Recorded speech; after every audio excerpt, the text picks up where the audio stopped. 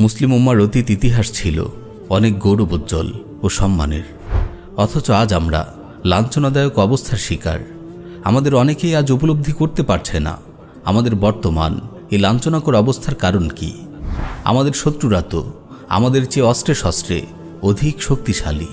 এই ভাবনা থেকেই অনেকের হৃদয়ে গেঁথে গেছে পরাজিত মানসিকতা, তাই তারা ছেড়ে দিয়েছে বিজয়ের আশা। কিন্তু শত্রুপক্ষের সংখ্যাধিক্য ও অস্ত্রে শস্ত্রে অধিক শক্তিশালী হওয়া বিজয়ের পথে মোটেও অন্তরায় নয়। মুসলিমদের সোনালী অতীত সেটাই প্রমাণ করে। বদর, উহুদ, মুতা, অতীতের প্রতিটি যুদ্ধে অস্ত্রশস্ত্র ও সংখ্যাধিক্যে মুসলিমরা স্বল্প হওয়া সত্ত্বেও শত্রুদের বিশাল বাহিনীর বিরুদ্ধে বিজয় লাভ করেছে। তাহলে আজ কেন মুসলিম উম্মাহ সেই গৌরবময় অবস্থান থেকে দূরে? সৈয়দ কুতুব রাহিমাহুল্লাহ যথার্থই বলেছেন, আয-যুল্লুল্লাযী নাঈশুহুল ইয়াওম লাইসা লিআন্নাল উমামাল উখরা আকওয়া মিন্না বাল লিআন্নানা তারাকনা মানহাজাল্লাহ ফাইযা উদনা ইলাল্লাহ আ'আদান নাসর ওয়ালাউ কুন্না হুফাতান উরাতান জিয়াআন। আজ আমরা যে লাঞ্ছনার মধ্যে জীবনযাপন করছি, এটা এজন্য নয় যে অপর জাতিগুলো আমাদের থেকে অধিক শক্তিশালী, বরং আমরা আল্লাহর মানহাজ, আল্লাহর বিধান ছেড়ে দেওয়ার কারণেই লাঞ্ছনার মাঝে ডুবে আছি। আবার যখন আমরা আল্লাহর দিকে ফিরে আসব, তখনই বিজয়ের দেখা পাব। যদিও আমরা পাদুকাবিহীন, বস্ত্রহীন ও ক্ষুধার্ত হই।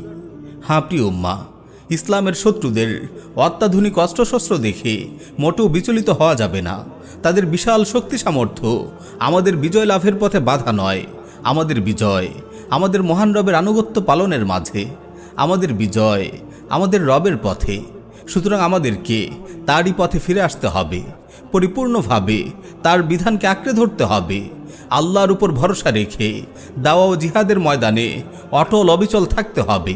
এ পথেই রয়েছে আল্লাহ তাআলার সাহায্য ও বিজয়ের প্রতিশ্রুতি। আমাদের সোনালী অতীতের পরতে পরতে এই দৃষ্টান্তই আমরা দেখেছি। বর্তমানেও আমরা এই দৃষ্টান্ত প্রত্যক্ষ করেছি সুপার পাওয়ার দাবিদার আমেরিকা ও তার মিত্রবাহিনীর বিরুদ্ধে তালেবান মুজাহিদিনের বিশাল বিজয়ে।